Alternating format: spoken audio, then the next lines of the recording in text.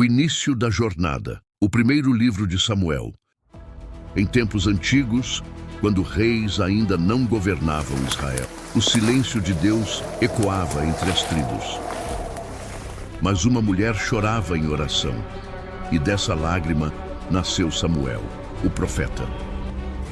As nações inimigas se aproximam. O povo clama por um rei e surge Saul, mas o orgulho o derruba.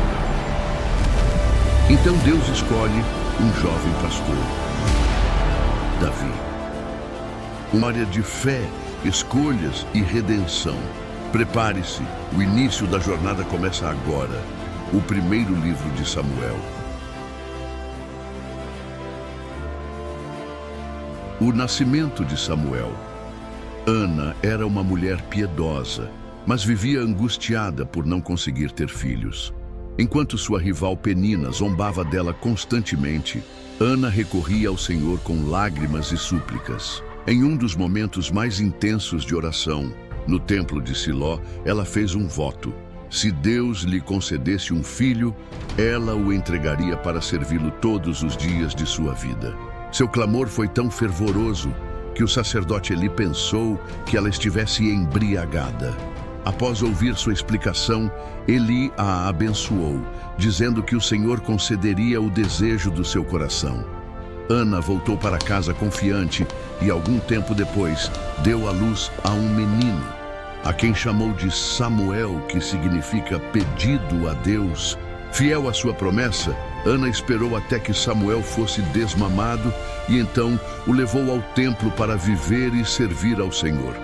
Mesmo com o coração apertado, ela o entregou com alegria e gratidão, reconhecendo que ele era uma dádiva divina. Esse ato de entrega marcou o início de uma trajetória transformadora para o povo de Israel, pois Samuel cresceria não apenas como servo, mas como profeta, juiz e guia espiritual de toda uma nação. Ana, por sua fidelidade, foi abençoada com mais filhos, e sua oração de louvor, registrada em 1 Samuel 2, é uma das mais belas da Bíblia, exaltando a soberania de Deus. A história de Ana e Samuel nos ensina sobre fé, entrega e o poder que há em confiar plenamente nos planos do Senhor, mesmo quando tudo parece impossível.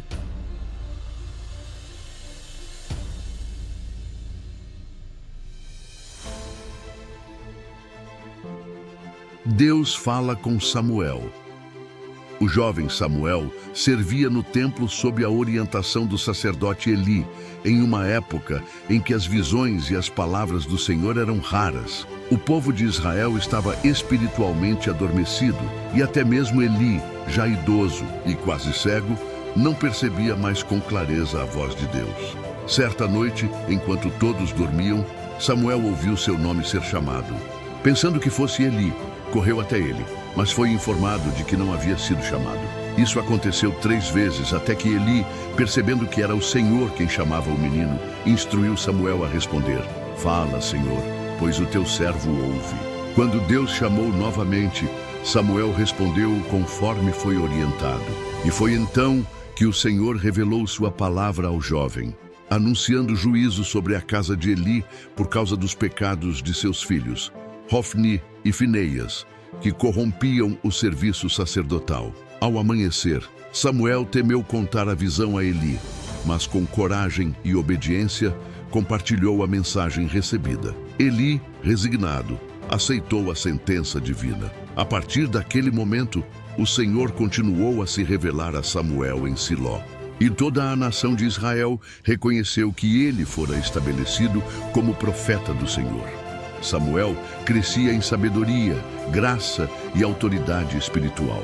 Sua chamada representa uma virada na história de Israel, que passa a ser conduzido por um servo verdadeiramente sensível à voz de Deus. Essa narrativa poderosa nos ensina sobre o valor da escuta, da obediência e de como Deus escolhe pessoas dispostas, mesmo em meio à juventude e à simplicidade, para cumprir seus propósitos eternos. Samuel torna-se, assim, uma ponte entre o tempo dos juízes e o início da monarquia em Israel. A arca é capturada, a perda da presença de Deus. Em um período turbulento para Israel, os filisteus se levantaram em guerra contra o povo de Deus. Na primeira batalha, os israelitas foram derrotados e cerca de 4.000 homens morreram. Confusos e desesperados, os anciãos decidiram trazer a Arca da Aliança de Siló ao campo de batalha, acreditando que a simples presença do objeto sagrado garantiria a vitória. Hofni e Finéias, filhos corruptos do sacerdote Eli, acompanharam a arca, tratando-a como um amuleto. Quando a arca chegou ao acampamento, houve grande júbilo entre os israelitas, a ponto dos filisteus tremerem de medo ao ouvir os gritos, pensando que Deus havia descido ao campo. Ainda assim, eles reuniram coragem e enfrentaram os israelitas com ferocidade. A batalha foi desastrosa para Israel. 30.000 soldados caíram. Hofni e Finéias foram mortos. E o mais grave, a Arca da Aliança foi capturada pelos filisteus. Quando Eli, o sacerdote, ouviu a notícia da derrota, da morte de seus filhos e principalmente da captura da arca, caiu da cadeira, quebrou o pescoço e morreu. Sua nora, grávida, ao saber da tragédia, entrou em trabalho de parto prematuro. Ao dar à luz, chamou o filho de Icabô, que significa "foi-se a glória de Israel", simbolizando o profundo lamento pela perda da presença de Deus. Esse momento marcou um dos pontos mais sombrios da história de Israel.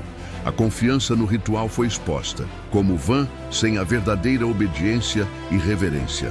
A lição é clara. A presença de Deus não pode ser manipulada. Não é a arca em si que traz vitória, mas a comunhão sincera com o Senhor dos Exércitos.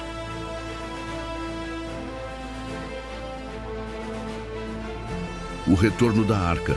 Deus humilha os deuses pagãos. Após a captura da Arca da Aliança, os filisteus a levaram para Asdod e a colocaram no templo de Dagon, seu principal deus. No entanto, ao amanhecer, encontraram a estátua de Dagon caída diante da arca. Tentaram restaurar, mas no dia seguinte ela estava novamente caída, desta vez com cabeça e mãos quebradas, como se reconhecesse a soberania de Deus. Logo a cidade de Asdod foi afligida por pragas e tumores. O terror se espalhou e os filisteus decidiram mover a arca para Gate e depois para Ecrom. Mas em cada lugar por onde passava, o juízo de Deus os atingia com força. A presença da arca, longe de trazer bênção para os filisteus, trouxe temor e destruição, mostrando que o Deus de Israel não era como os ídolos mortos, mas o verdadeiro e vivo Senhor. Após 7 meses de sofrimento, os filisteus decidiram devolver a arca com uma oferta de reparação. Colocaram a arca em uma carroça puxada por 2 vacas e, sem orientação humana, os animais seguiram diretamente até Bet-Semes, uma cidade israelita. O povo de Israel se alegrou ao vê-la, mas por desrespeitarem as ordens divinas e olharem dentro da arca, muitos foram mortos. Temendo o poder do Senhor, os habitantes pediram que a arca fosse levada para Kiriat Jearim, onde ficou por 20 anos. Esse período simbolizou a necessidade de arrependimento e reverência. O retorno da arca não foi apenas físico, mas espiritual, um convite para o povo lembrar quem é o seu verdadeiro Deus. A soberania do Senhor foi restaurada entre os israelitas e um novo tempo de consagração estava prestes a começar.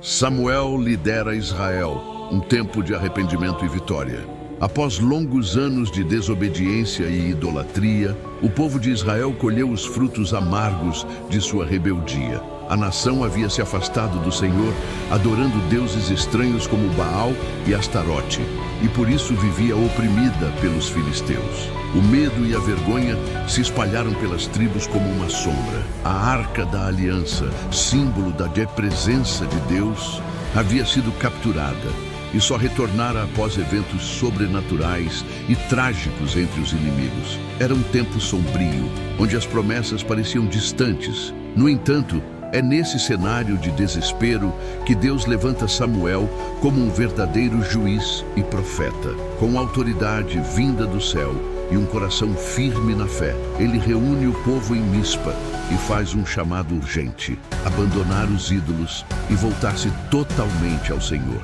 Samuel não oferece apenas palavras, mas conduz o povo em um ato público de arrependimento. Eles jejuam, derramam água como símbolo de purificação e confessam seus pecados diante de Deus. Era o início de uma restauração espiritual. Mas enquanto o povo se humilhava diante de Deus, os filisteus enxergaram a reunião em Mispa como uma chance perfeita para atacar. Sem exército estruturado, sem armas, Israel parecia vulnerável, mas havia uma diferença crucial. Desta vez, o povo estava com o coração rendido ao Senhor. Samuel, em meio à tensão e ao clamor do povo, oferece um cordeiro em sacrifício e intercede com fervor, e Deus responde. Um trovão poderoso e sobrenatural ecoa dos céus, lançando terror sobre os filisteus e confundindo seus guerreiros. O inimigo recua em desordem, e Israel os derrota sem sequer depender da força humana. Samuel então ergue uma pedra e a nomeia Ebenezer, declarando com fé: até aqui nos ajudou o Senhor. A partir daquele momento, a opressão cessou e Israel desfrutou de paz durante toda a liderança de Samuel. Mais do que uma vitória militar, foi uma vitória espiritual, prova de que o arrependimento sincero abre caminho para a intervenção divina. Israel pede um rei, a rejeição à liderança divina. Com Samuel envelhecendo, o povo de Israel começou a se preocupar com o futuro da liderança nacional.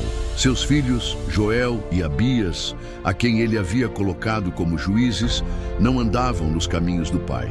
Eles se deixavam corromper por subornos e distorciam a justiça. Diante disso, os anciãos de Israel foram até Samuel, em Ramá, e fizeram um pedido ousado: constitui-nos agora um rei, para que nos governe como o tem todas as nações. Esse pedido feriu profundamente o coração de Samuel. Ele sabia que até aquele momento era Deus quem governava Israel diretamente, levantando juízes conforme sua vontade. Ao pedir um rei humano, o povo não apenas rejeitava Samuel, mas também rejeitava o próprio Senhor como seu rei.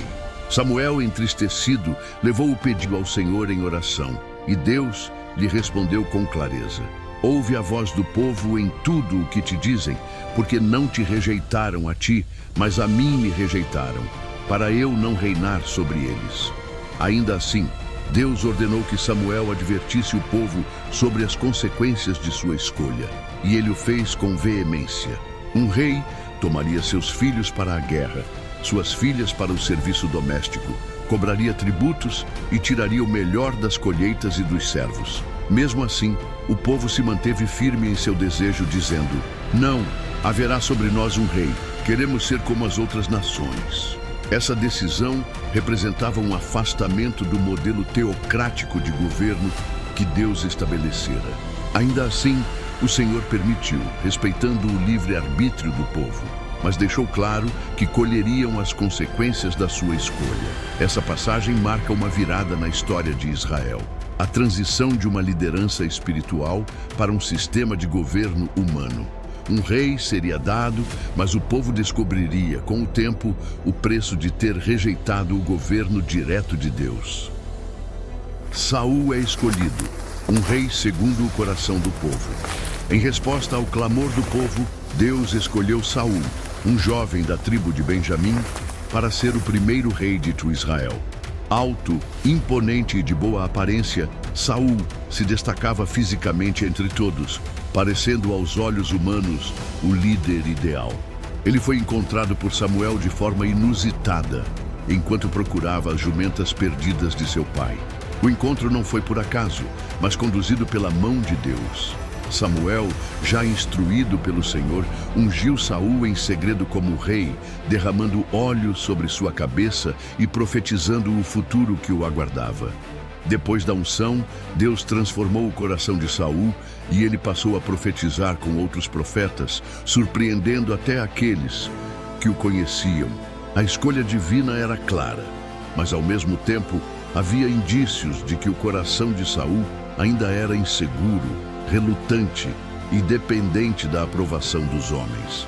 A proclamação pública do novo rei se deu de maneira solene diante de todo o povo. Samuel convocou as tribos, e a sorte recaiu sobre a casa de Quis, até que o nome de Saul foi revelado. No entanto, quando o procuraram, ele estava escondido entre as bagagens, um sinal de humildade ou de medo.